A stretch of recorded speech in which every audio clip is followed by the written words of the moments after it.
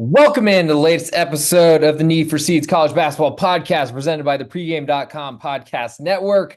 I'm your host, the real underscore G Warner on all social media platforms, joined by at Big East Ben. We went 0-2 in our last episode. Unfortunately, that makes us now 22 and 15, 59% for the season. I think first time in forever we've dipped below the 60% mark. Big East Ben comes in 11 and 8, 58%. I'm 11 and 7 at 61. And we've got five of the biggest games on the Tuesday card to discuss, as this is pretty much turned into a Saturday, Tuesday, I guess, league or I guess slate or just a sport in general that doesn't seem to put its best games on Wednesday or Thursday anymore. At Big East Ben, how are you on this fine President's Day? Doing good. Really tough weekend if you like betting home teams, which we like to do.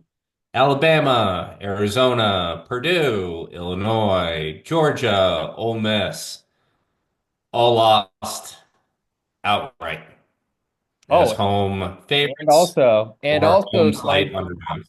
And also my best bet, the Furman Paladins, who had two leads as a 3-point favorite the entire game, both by a single point. So yes, it did extend from rented AHL minor league hockey arenas all the way to the biggest stadiums that host college basketball. Not great for home teams. And I wonder, do you think that's is home court advantage dead?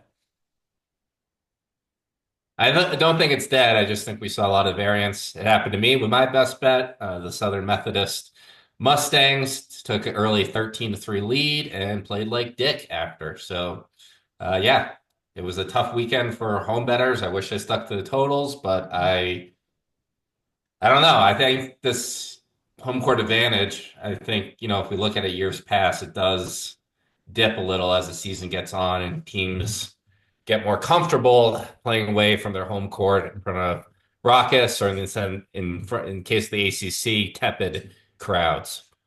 Yeah, I think there's certainly the when the students are gone over winter break, I miss those days of college where you literally just did nothing but drink when you went back to visit your home friends for a month. That was cool way back when. Amazing that I stayed out of jail in those days. But to me, I feel like we saw that kind of start of the year, home court matters. Then we get to the exam time and it kind of dwindles until the students come back, usually around Martin Luther King Day. And then really from there on, I feel like home court really starts to matter. And then, as you mentioned, it seemed to dip this past weekend. It did not dip at BYU. We'll get to a little bit later on the show. And I guess we can go into that game now. They were hosting Kansas as I pull up the line, which I will do in just one second.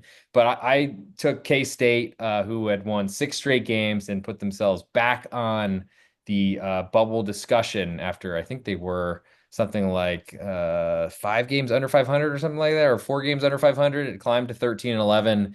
And if I was Jerome Tang, I would have been ejected probably in the first half. He got one technical foul. I thought he was like gunning for a second one in second half. And honestly, K-State was around to closing a late +8 number that just kept climbing and climbing and climbing. K-State's got some problems, but BYU got every single call you could ever ask for.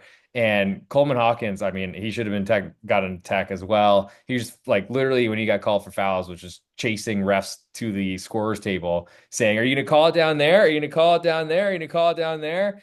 And I was like, I mean, I'm not really a huge Coleman Hawkins fan, but I kind of am now because I swear to God, the amount of touch fouls that were going on K-State that allowed BYU to build up a huge lead was disgusting, made me very upset, and made me realize why I do like home teams so much in this sport. Because honestly, you're playing 5 versus 8. Sometimes you're not, but most of the time, and sometimes it can really skew a game. So that long-winded intro, we get into Kansas 1.5 point underdogs at BYU. Totals 148.5. So Kansas has not performed well in true road games this year. I think they're 3-6 now. They haven't put together a two-game winning streak since January 22nd. Since consecutive wins over Kansas State to TCU, they lost to Houston, they beat UCF, they lost to Baylor, they beat Iowa State, they lost to Kansas State, they beat Colorado. And then most recently this weekend, they lost to Utah. Um, so the thing with the mountain trip is once you're out here for a few days, you get more used to the elevation and the lack of vibrance in the air. I don't know if that's a word, the thinness of the air, so to speak. I know I live out here, and when I come back after, a week of being gone, and the first couple days are up, but then I get back into it, and I'm superhuman again, and I can run 4 miles on the treadmill without, huffing and puffing. So you definitely get more accustomed to it. I would like to, again, I would wish someone would run the numbers on against the spread on the first day of the mountain trip versus the second day of the mountain trip, but I guarantee you that the second day of the mountain trip is more advantageous. Even though we like to talk about how the second game of the two-game road trip is usually more challenging. I think in the mountain case, it favors the road team. I'm going to back the trend of Kansas just seesawing again. I don't think BYU's that good. I don't think Kansas is going to go 0-2 on this trip. I don't think Bill Self will allow it to happen. I'm going to back the Jayhawks here as slight underdogs. All right, Big East Ben's grabbing Kansas 1.5 point underdogs. I feel like from the Pac-12 days when Utah and Colorado were in the mountain section, it seemed to me like the second game was especially hard, especially if you won your first one. It made it a lot more difficult to then sweep a mountain trip. I don't know if it was necessarily the other way, where if you lost your first one, that you won the second one more easily. But certainly some of the value has been sucked from BYU, as if Kansas had gone into Utah and won there easily or something like that. Then maybe I don't think they're ever saying, oh, I can't wait to get home. Let's lose this game intentionally. But I think they might have a different type of focus. For this matchup, I think the real difference to me is the depth in Kansas this season. Considering last year they basically were out of players, and I still wonder what happened with Kevin McCullough way back when. But I feel like if there's ever a 30 for 30, I could request some Kansas basketball. It's other than how much they were paying Chicago back like guards to come into their backcourt and what shoe companies were doing. But I guess that was already an FBI lawsuit. Um, but in this case, I would love to know what happened with Kevin McCullough basically quitting on KU after transferring in conference from What's Texas. he up to these days? I haven't heard his name in NBA circles. I got to say, I go to one or two Mavericks games a year when someone gives me tickets, though there's been a little bit more press lately about the Mavs. I'm not really sure why recently. Maybe it's because they acquired Max Christie for a bag of donuts or something like that. Nice, saw him take a really nice miss the rim by 3 feet air ball in the final minute a couple days ago on the day before Valentine's Day. But that's an aside. I'm going to go with BYU 1.5 point favorites. I think they're not great, as you mentioned. Didn't really expect Saunders of all people to pretty much shut down Coleman Hawkins for 38 minutes. I think he had 3 points until he went to the line late. But I do think Kansas, I mean, to me, they're not the same program they used to be. And I feel like they still have the name value, because I feel like BYU being this small of a favorite at home, pretty much BYU and Kansas were rated about the same. If you take BYU closing an 8 point favorite to Kansas State on Saturday night, Kansas closing about a 3 point favorite or so at K-State as your best bet a couple I think 2 Saturdays ago.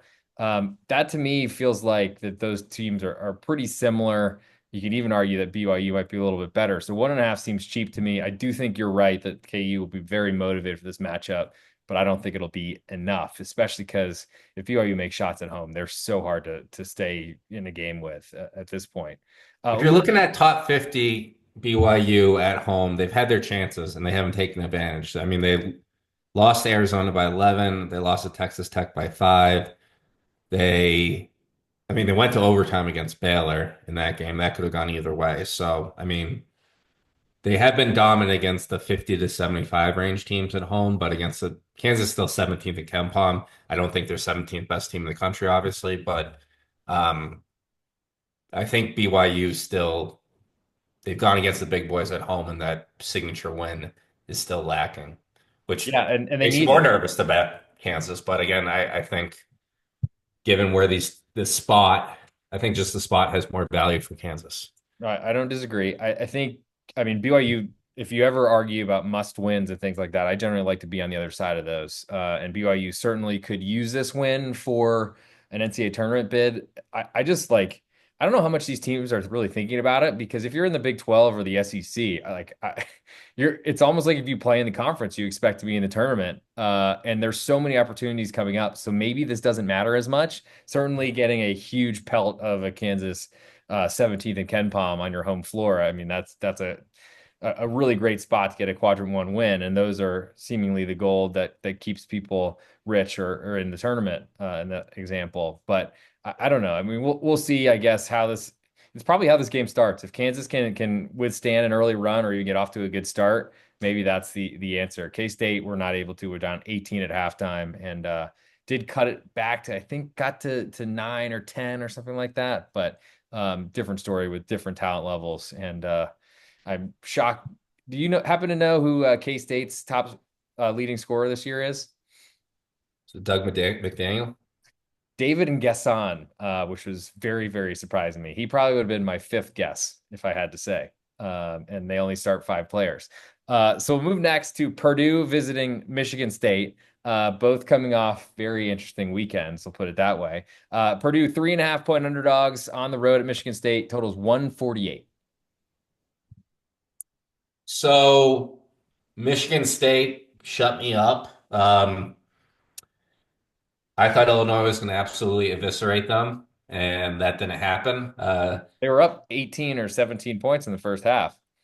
Yep, and they couldn't hold on. Especially, I like the fact that Michigan State went on a 11 to -2 run to end the game with 5 minutes left. How do you Uh, get -2 points in college basketball, B, man? they reversed the goaltending call. Yes. The goaltending that is not a goaltending that they call a goaltending just to review it might drive me insane.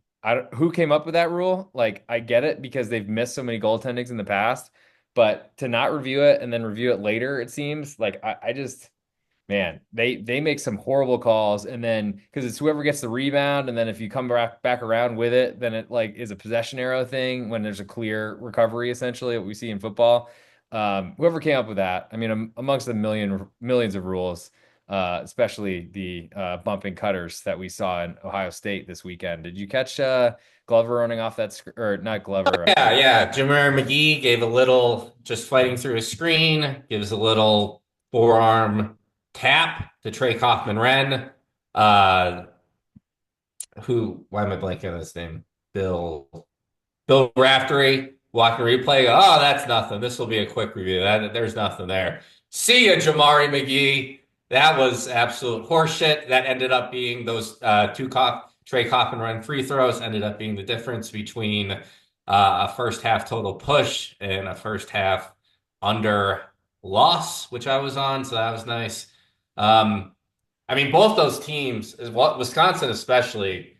I don't know if you saw like the shot quality score, but Wisconsin was making everything. Was it a And Nevada Smith special? yeah, I mean, what's his Nolan Winter was like Dirk Nowitzki on the outside, and then even if Purdue played great defense for 28 seconds, there was somehow somebody wide open underneath the basket for an easy layup. So So I mean Wisconsin that wins at Purdue. Michigan State wins at Illinois. Uh, if we're talking about spots here, pretty nice situation for Purdue. Going on the road as a slight underdog, not great, but coming off an upset loss at home where Michigan State avenged this or turned around a 17-point deficit to win by 12, I think it was, on the road at Illinois. That points in both of those in the same direction to me, huh?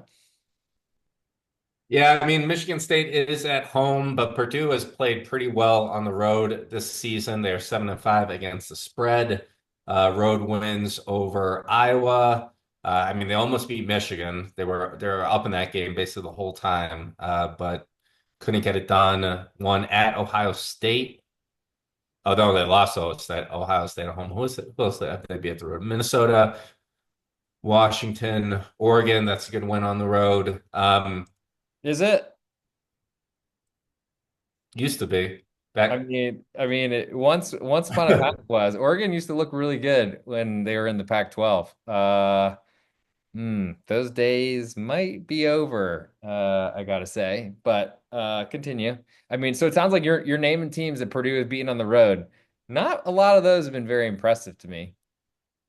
Yeah, I take back what I said. I'm doing some of this stuff I on mean, the fly. 7-5 against the spread does mean something, but also when you're playing teams early in conference play, which I mean we've seen the numbers and the point spreads in conference just expand quicker than my waistline over the holidays or on a trip to Portugal. And so I feel like the numbers that we might see from against spread. I mean, of course, you can only win against the spread because that's what it is when the game closes. But I wonder if some of those, considering those teams aren't really that impressive, if those are too cheap of prices for Purdue as they've emerged as what I think Robbie Hummel and Andy Katz surprisingly were calling the best team in the Big Ten. Did Illinois go zone at all during the game? Good question. So Brad Underwood is, yeah, I mean, he's definitely played zone before, and I've been trying this year to do a little bit better job of tracking and like actually notating when I'm watching games, which I have a lot on my list now of when he did, and unfortunately I did not see that. And I'm going through the list of what I have in Illinois this season, and I don't have any zone listed. So, um, from my recollection, I kind of watched it off to the background or the side a little bit right before this podcast was it seemed to me that Illinois shot 28 threes at one point and Michigan State shot nine. Michigan State had made four and Illinois, I think, had made seven. So um seemed to me like a lot of Illinois just falling into their we shoot 3-point shots because it's analytically smart and we don't care that we don't have the personnel to do it. And that's where the game kind of turned around, got a lot of craziness and a lot of transition stuff with Illinois turning the ball over. So Michigan State shot 40% from three, 5 of 12. So I don't think that's going to happen again. Um, Purdue unders 7-5 on the road this season. Michigan State unders 9-4 at home this season. Michigan State does a great job of getting back in transition. They're going to be able to shut Braden Smith down. Also, eighth best 3-point defense, Michigan State in the country. They're going to be able to get on the perimeter and you know, bother Purdue's guards, Smith and Lawyer. I'm going to go under 148 in this one. Yeah, I'll join you on under 148. I just feel like the side I'd want is Purdue. Don't really want to mess with them on the road as going to the Breslin Center is really tough. I mean, they could of course cover the spread and outside of a possession, I'm not sure we're going to see Purdue that type of underdog much this season. But I just don't know about wanting to back a Purdue team that to me I feel like is limited. But I mean, I do think they're better than Michigan State, which makes that 3.5 a little bit more appetizing. But I'll join you on under 148. Would expect that Purdue also is going to try to get back because they know that Michigan State is going to try to run at every opportunity. As Big East Ben smirks, we'll move to the next game on our list, and it might be because My he. wife was in search for a lot of flowers. There's a baby shower at work, and a lot of the flower shops were out of flowers, Why? hence the holiday last week. So The I was holiday, the Hallmark excited that holiday. she found a lot of flowers. Is there more flowers coming? No more flowers. Okay, but it's a lot of flowers. Oh, well, I mean, it's going to be good for your background, I think, coming up in just a few seconds. There it is. There's some flowers. I guess they did exist. So we're going to go now to another reason for Big East Ben to smirk, and that is whatever the heck happened in the end of a UConn game this weekend. I'll let him tell the story, but we'll lead in with Villanova 7.5 point underdogs at UConn. Totals 139.5. The UConn Seton Hall. Seton Hall always plays UConn tough in Newark. I think they've won the last 2 years there prior to the game. And they played very well in the first half, held UConn to their lowest total in the first half. I think it was 22 points. UConn started coming on in the second half. McNeely was hitting, Solo Ball was hitting. No, McNeely was terrible. Solo Ball was hitting. Bill Murray was there. He was in town for the SNL 50th year anniversary special that aired last night. So the day previous, he popped down to Newark to see his bald son coach up his team. And so fast forward, Feels kind of like a low blow from a guy who has a lot of salad to then call out a bald guy who's his dad's really famous and he's tried to make his own career through a very different avenue. But go on. Yeah, well, I mean, there's another bald guy on the staff that I could mention, but I Who? haven't. Who? So fast forward, I have UConn live -4.5. I'm feeling really good about because they're up 7 with 38 seconds left in the game. I bet them live. Oh no. Um, Oh no. UConn misses a couple free throws. Uh, no, who's the guy? God's Will, the God's Will guy on Seton Hall. Um, 25% foul shooter.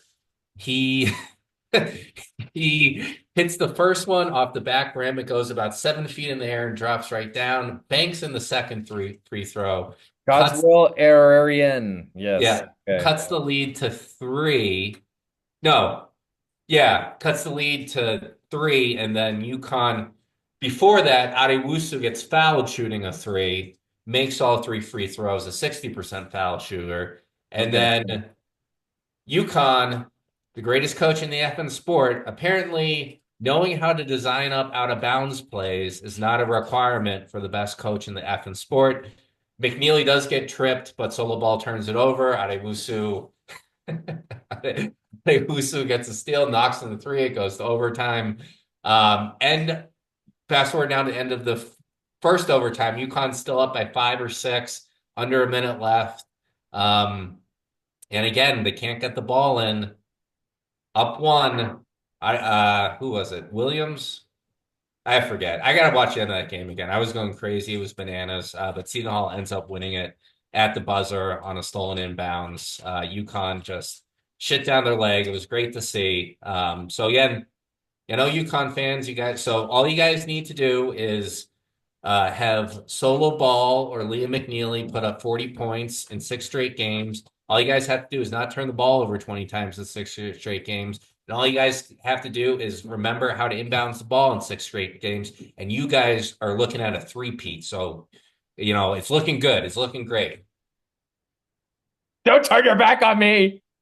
All right. What do you got on Villanova? 7.5 point underdogs at UConn, total 139.5.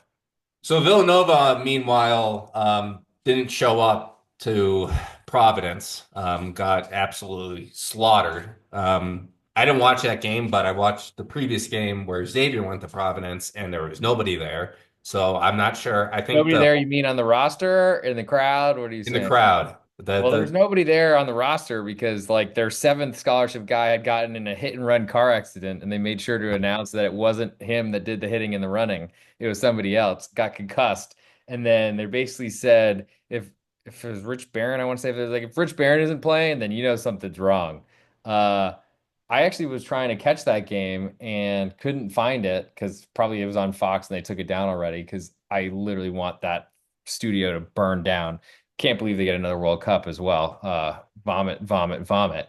But yeah, that's not a good loss. Purdue, I mean, well, Purdue, we just talked about them. Providence, to me, I mean, they have a great home court advantage, but and started off really, really well against Xavier and then got lambasted. So that's one of the more surprising results to me to have Villanova drop. And then does that mean they just undid all of that good winning at home against St. John's, losing on the road to Providence? Probably not, but that's not a great sign.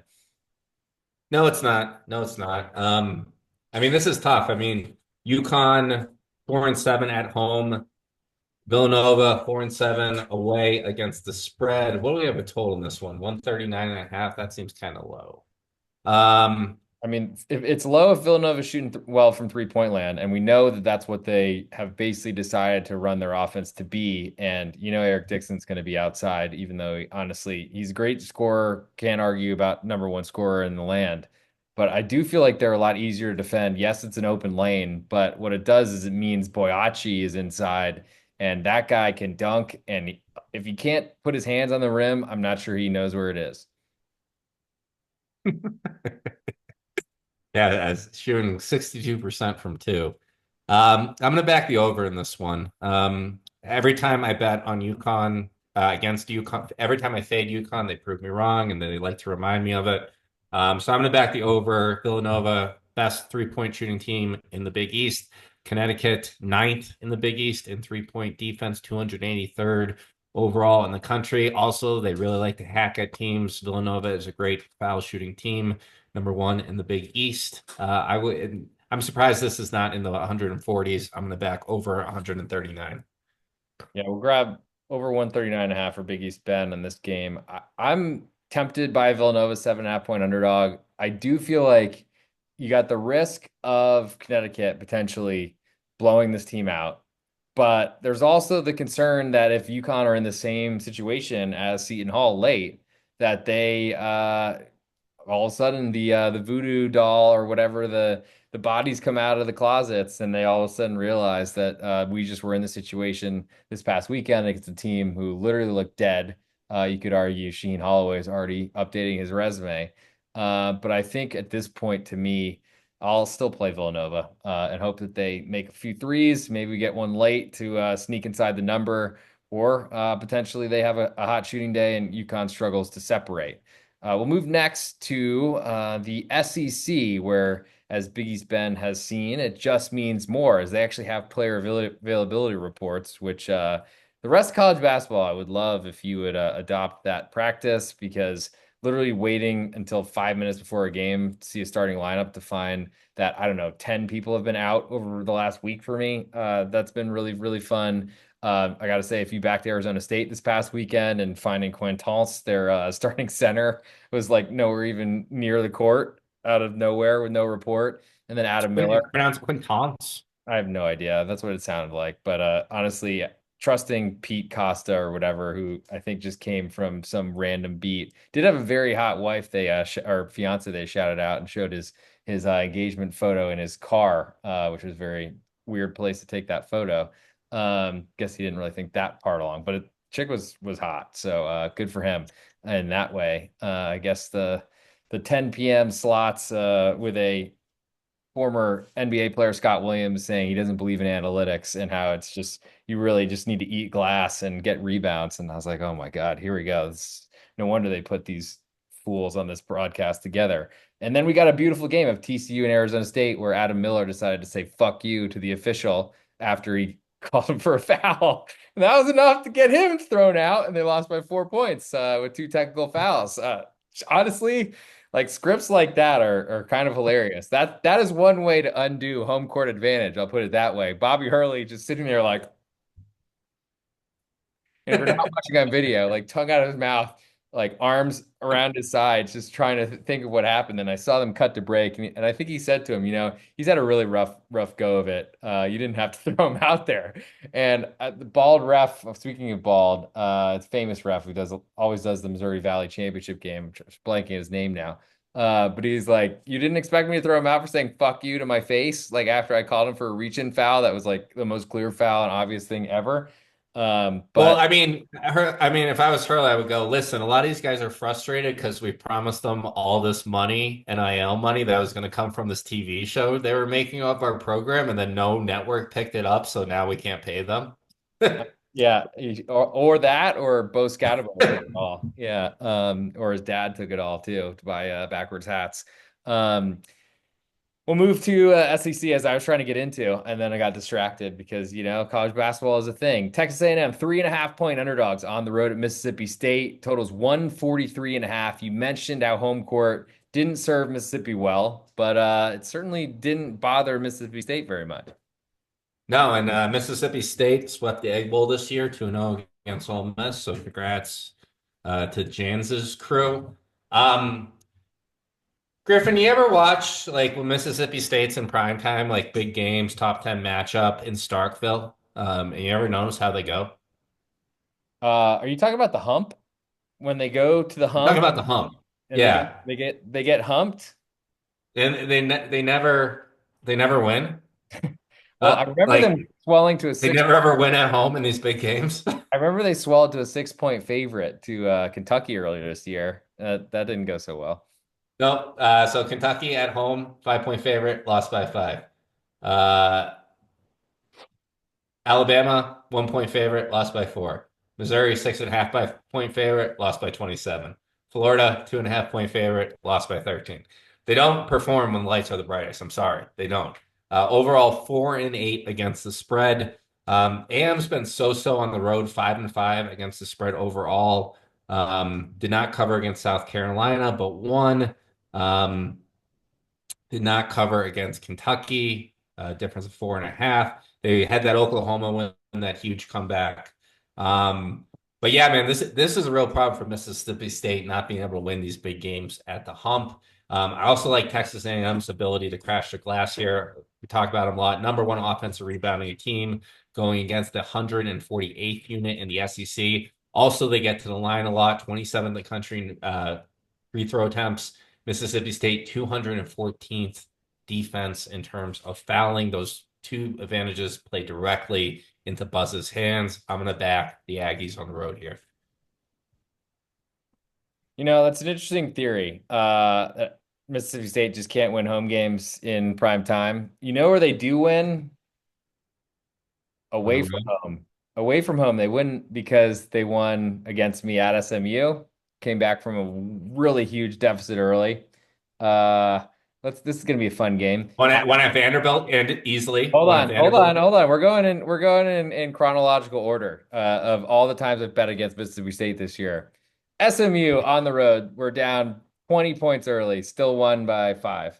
Uh, at Memphis, won by 13, literally massacre on like the day before Christmas or something like that. Because I remember watching it on my and my mom was just staring at me saying, "Are you okay?" And I was like, "No, mom, I'm not okay. Don't want any more questions. I backed Penny Hardaway today." Uh, we move next to Vanderbilt, 12-point win on the road as a 3-point favorite, if I remember correctly. That's 0-3. Let's see.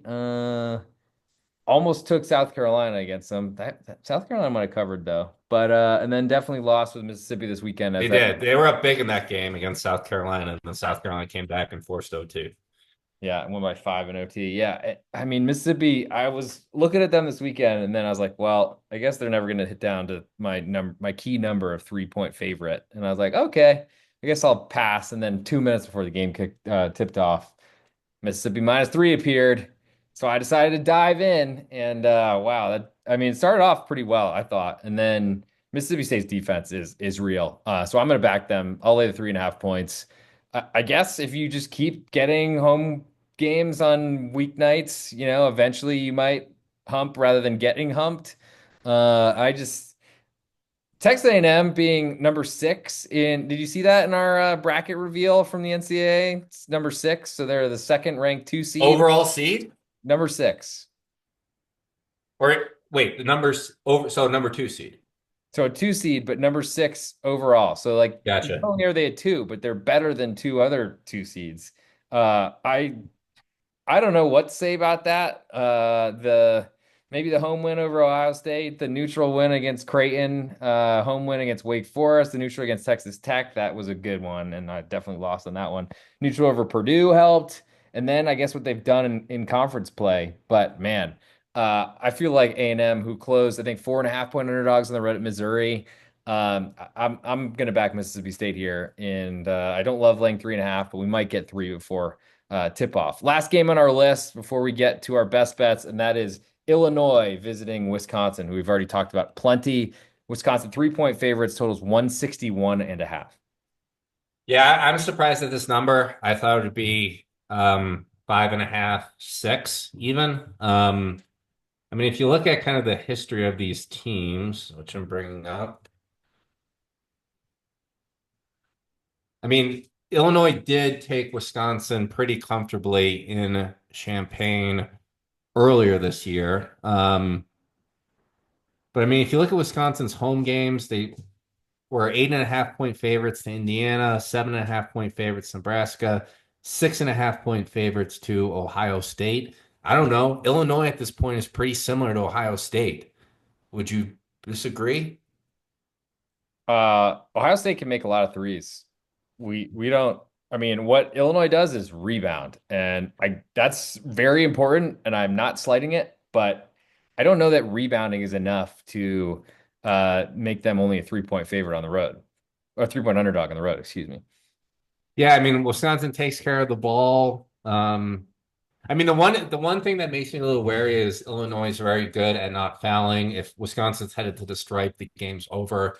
I also think there's going to be a little bit of regression there from that Purdue game because they were making absolutely everything. Just 7-6 against the spread this year, Wisconsin at the Kohl Center, but they are going against an Illinois team that is 4-7 against the spread away from Champaign. Illinois only covered one in their last four. Wisconsin, meanwhile, has covered seven out of their last eight. It is a good spot for Illinois, though, coming off that loss to Michigan State. But again, I think that number is just way, way too short and disrespectful of the Badgers. I'm going to lay Wisconsin in this one. Yeah, I'll play the three. And we'll get into our best bets now as we're running a little bit short on time. Use the promo code JUMPER25, JUMP ER25, good for $25 off for any CBB college basketball season access discounted or subscription. It's available now for $199. Actually, use the promo code JUMPER25. You'll only pay $174 for every college basketball pick from your favorite pro. Could be Big East Ben or myself, Griffin Warner, through March Madness and the Final Four. Good for 7 days from podcast release. You have until the 24th of February, but don't wait. Every day you don't buy, you are losing out on another day of picks. So go grab it, throw that promo code in, Jumper25, and we will probably do more episodes based on how many times you use it. Big East Ben, where are you going for your best bet on this episode? You are 11-8, 58% so far this season. We as a team are 22-15, 59%, trying to get back above that 60% number.